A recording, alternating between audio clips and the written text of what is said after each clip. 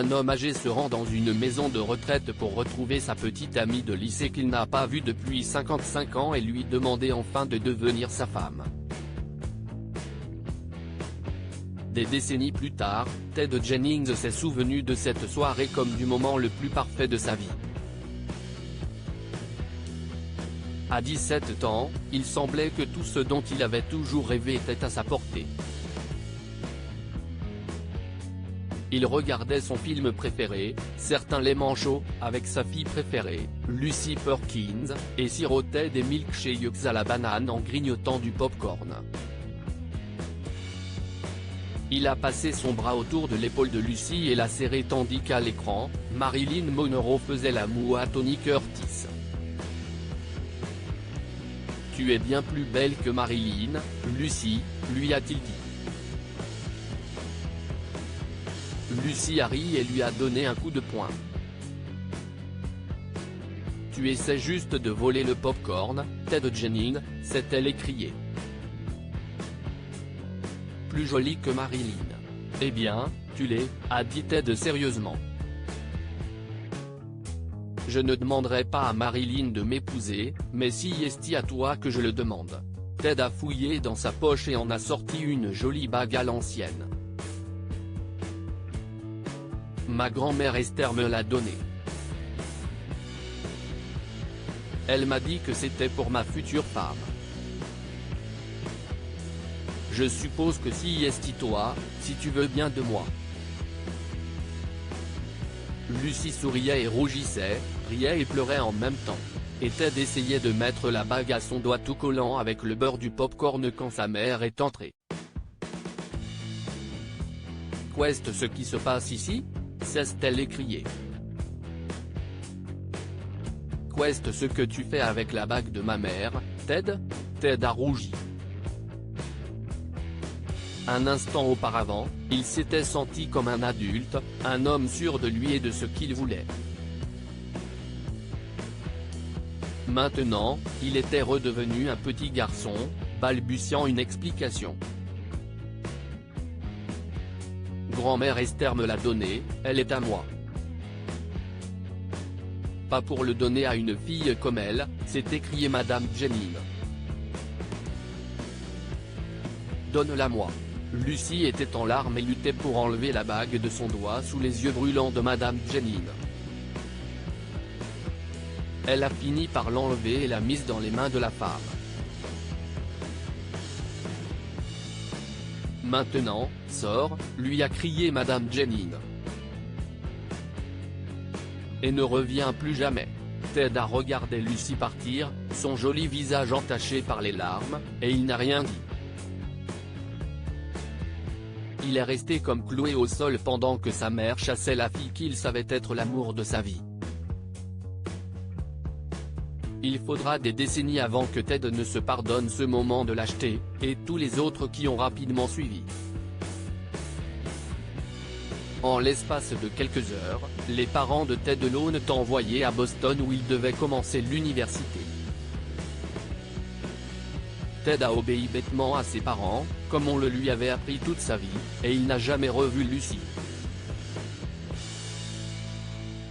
À son retour, il a appris que Lucy a déménagé au Canada avec ses parents, mais qu'elle avait laissé une lettre à un ami commun.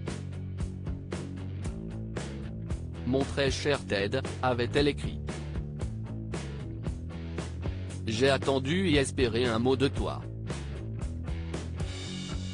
Je t'aime et je sais que tu m'aimes. Je sais au fond de moi que nous n'aimerons jamais personne d'autre comme nous nous aimons.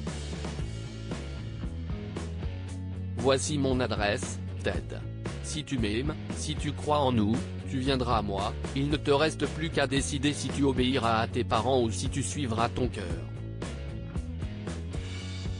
Je t'aime toujours, Lucy. »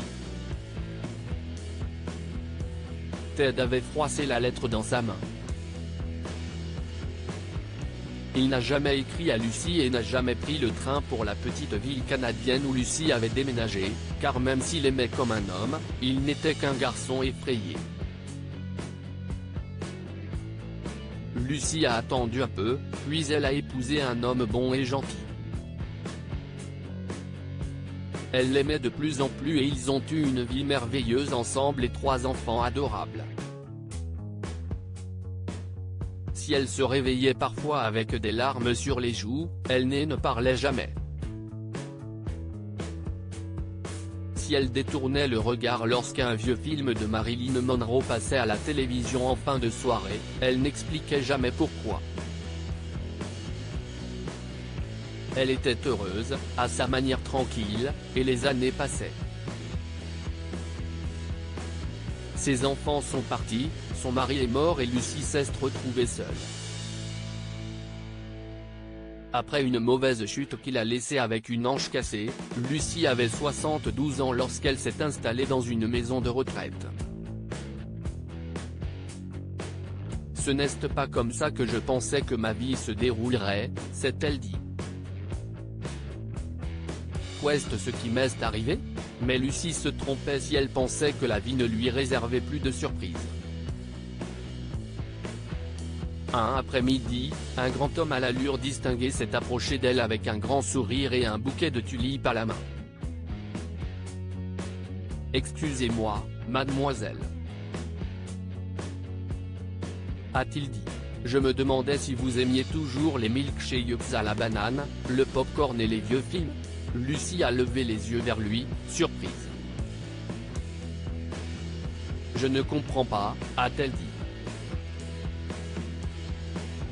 « Qui êtes-vous et que voulez-vous » L'homme s'est soudain agenouillé devant le fauteuil roulant de Lucy et lui a pris la main.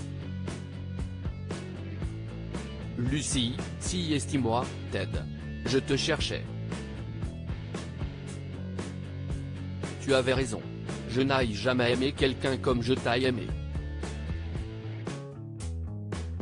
Je ne me suis jamais marié. Ces 55 dernières années, je n'ai pensé qu'à toi. Ted? S'étonna Lucy. Je ne peux pas le croire. Je me suis marié. J'ai des enfants et des petits-enfants, j'aime mon mari, Ted, c'était un homme merveilleux, mais tu étais l'amour de ma vie. J'aurais seulement voulu que tu sois plus courageux. Ted avait l'air honteux. Je l'ai regretté tant de fois, Lucy. Mais, j'avais 17 ans, maintenant j'en ai 72. Je suis un homme différent, plus sage. Mais peut-être qu'il n'est pas trop tard pour nous. Ted a sorti la bague de sa grand-mère. S'il te plaît, épouse-moi, Lucy. Passons nos derniers jours ensemble, donne-moi une dernière chance de te rendre heureuse. Lire aussi un garçon hérite du fauteuil à bascule de sa grand-mère, des dollars lui tombent dessus quand il s'y assied. Un garçon se rend sur la tombe de son frère jumeau et ne rentre pas chez lui, alors qu'il est déjà 23 heures après la disparition de son ex-mari. Une femme âgée retrouve la lettre d'adieu qu'il avait écrite après 63 ans de mariage. Lucy a regardé Ted et a souri. Tu sais, Ted, a-t-elle dit doucement. Parfois, Dieu garde le meilleur pour la fin. Que pouvons-nous apprendre de cette histoire? Les parents ne devraient jamais essayer de changer le destin de leurs enfants. La famille de Ted l'a arraché à Lucy et il a été malheureux toute sa vie jusqu'à ce qu'il la retrouve. Il n'est jamais trop tard pour aimer à nouveau. À l'automne, Lucy et Ted ont retrouvé l'amour et le bonheur dont ils avaient été privés. Partagez cette histoire avec vos amis. Elle pourrait égayer leur journée et les inspirer.